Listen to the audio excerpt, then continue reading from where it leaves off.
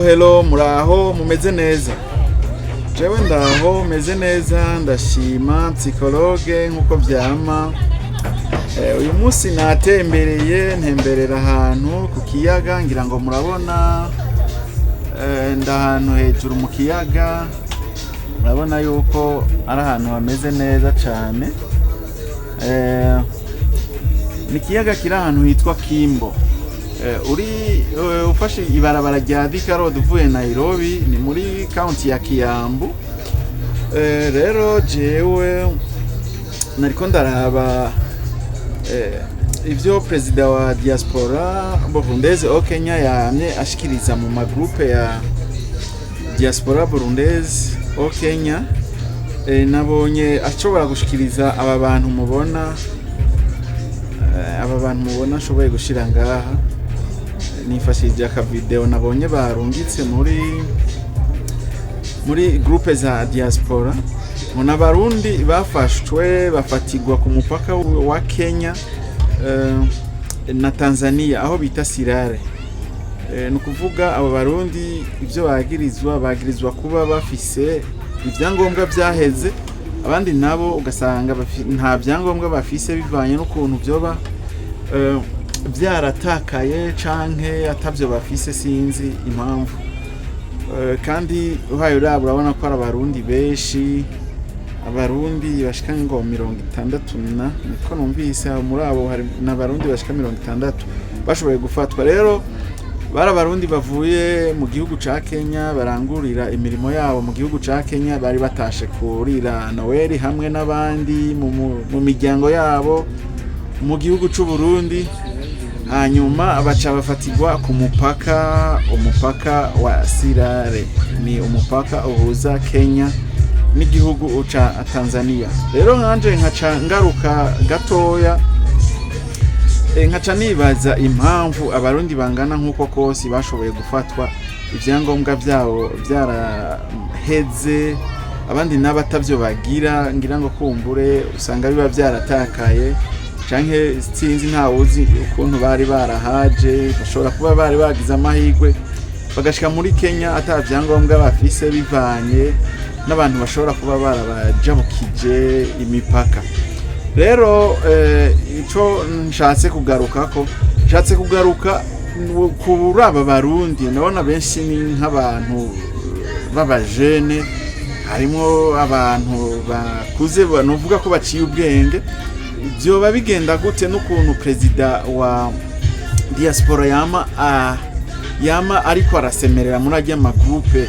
Turi muri groupe y'abantu ngira ngo barenga 10,000. None muri aba bose harabuze n'umwe yoba yumvira ivyo president wa diaspora yoba yarashikirije, yoba yama yashikirije.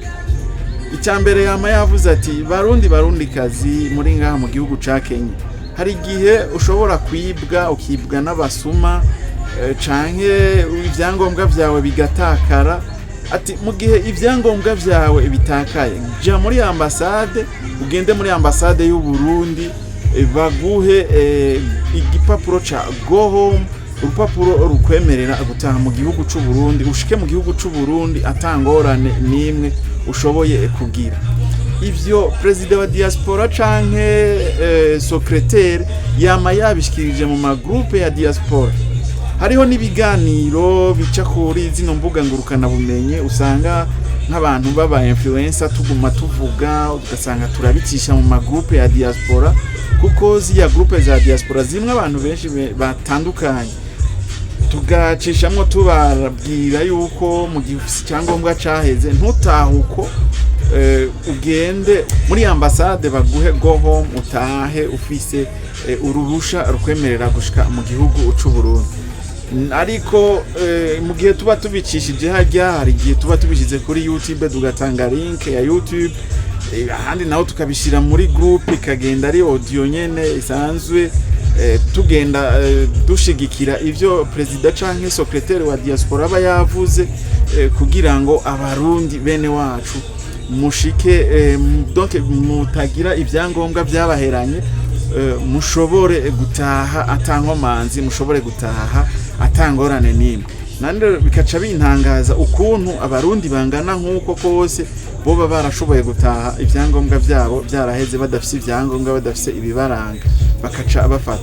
Rero nk'uko president wa diaspora yama yabivuze, yavuze ati jewe uri mu makosa nta kintu na kimwe noshobora kugufasha, mugabo mu gihe woba warenganijwe uri mukuri, jewe muzondondere muzompamagare muzondondere, nzogerageza gusutena kandi nzobafasha bizoshoboka.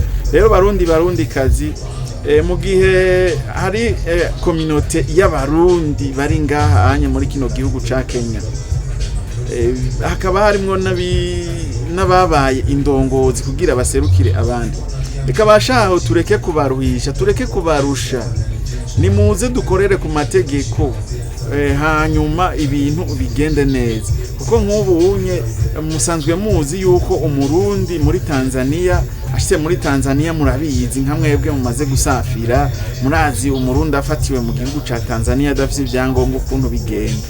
Rero barundi kazi, tureke gutukisha igihugu c'u Burundi nk'uko yabivuze, kuko ibinye biriko bigira abarundi, nta banyarwanda canke nta bandi bo mu kindi gihugu uzobona bariko barafatwa bangana gutyonye ngo nta byangombwa bafise. Ibi baca bavyita gutukisha igihugu c'u Burundi, kuko nimba woba wakwa $20 umaze imyaka 2 umaze umwaka uriko urisumamwe mu gihugu ca Kenya, nta mpamvu yuko wotaha udafise ijya go home. Torija go home hanyuma utahe mu mutekano ntangere, kuko ufashwe n'umupolisi wo muri Tanzania uzotanga yasumba $20. Hariho nk'umuntu mbere yaratashe inomba yarafise 60,000 yasigaranye abapolisi, yari yaciye hajyanye kuri ajya muri Tanzania, hari ahantu hari uruzi runiniya, niho abapolisi batangirira ngira ngo abantu muca sirare murahazi, yahasize 60,000 ariko yabanje gukubitwa arasopwa, abapolisi baramusopa bamukuramwo 60,000 abara yasize ngaho ni 60,000 mugabo z'amatanzania. Rero barundi kazi, turabe izi nzira tumenye yuko zino nzira zigoye. Buno rero zino nzira ukuntu zigoye tumenye ukuntu muhagenda. Rero kwari nko kuvunira akagohe wewe murundi uri ngaha muri Kenya caye murundi kazi, woba uziga gutaha, ntuzotahe udaciye muri ambasade kugira ngo bagufashe baguhe urupapuro rwa go. Kandi rero ikindi naco, munazi yuko diaspora batanga recommandation ku bantu batagifise ivyangombwa kugira ngo uzoje muri PAF bace baguha ivyangombwa canke ari nka passport canke laissez-passer. Mugabo mwiki gihe mu laissez-passer nari ko aratanga ugende muri diaspora urondere bajye basanze badutwara ku rwego rwa diaspora hano muri Kenya, baguhe recommandation izogushikana muri PAF kugira ngo uzoce uronka ivyangombwa atangorane, ubirondere uno munsi ejo mu gatondo uce ubitora. Ico naco ni kintu novuga cingira kamaro ku murundi adafise ivyangombwa akeneye kuzotaha muhira atore ivyangombwa avyoroshe cane. Ivyo nimba utari bwa vyumvireho, mu gihe umuntu abatanze link muri groupe ya diaspora, ushobora kuvyumvira kugira ngo nawe bizogufasha, kuko hari gihe vyogufasha utazogwa mu ngorane. Rero ico twifuza abarundi bose benshi bashoboka, turifuza yuko uburundi bwoba nka paradiso, uburundi bwoba nka Dubai. Mbona kazoza tuzoyishikeko, uko kuntu bariko baradufata nabi mu kwinjira ku mipaka yabo, natwe bizohore bigorana mu kwinjira mu gihugu c'u Burundi. Hamwe kwinjira mu gihugu c'u Burundi azoba ari nk'iboro. Turashaka yuko aba Nigeria bazoza buzure mu gihugu c'u Burundi baze gukorera mu gihugu c'u Burundi. Turashaka yuko aba Tanzania bazoza bashake barondere n'amayidi. Turashaka aba Kenya nyene tubayemo ko mu myaka nka 15 iri imbere bazoba batanguye kuza gusaba ubwene gihugu mu gihugu c'u Burundi. Rero dukore n'umutima wose, dukore n'inguvu kugira ngo duhindure igihugu cacu gitere kija imbere. Murambabarira iyi video ndayifashe ku mugoroba kuko niho nkiboneye nariko ndakurikirana ivyo Perezida wa diaspora Bukundeze wa Kenya Monsieur Alexis Sarahe yashoboye gushikiriza. Nca mvuga ntireka ndabivuge ubu nyene nkishushe kuko maze kuva hano byari guhava bica bingora kugira ngo nshobore gushikiriza abono butumwa. Iyi rero yari inkuru ya teguwe na jewe novuga ko je nayiteguye je nyene Soroge kandi ni impanuro yagusa, ni impanuro y'umuhungu akunda igihugu c'u Burundi, ni impanuro y'umuhungu wanyu abahanura kugira ngo mwame mubaho neza kuko biramaramaje kabisa ukuntu Perezida wa diaspora yama yasemereye, Secrétaire Elias yama yasemereye ababwira ukamenga ariko arabinginga, ariko uno munsi muriko murarondeza muvuga muti nukuri twarafashwe. Kandi ikindi naco mwomenya diaspora ndibaza yuko baba badutwara nka privé kuko diaspora ijamwo ubushaka ntijamwo umurundi wari we wese. Ariko rero mu gihe wafashwe ntucurondera ba diaspora, curondera abo muri ambassade urabe yuko bogira ico kibazo cawe boshobora nko kugikemura, ariko nabo ntibashobora gushigikira amakosa. Murazi yuko igihugu cyose gifise amategeko, rero mu gihe kiba gifise amategeko kica gikoresha amategeko.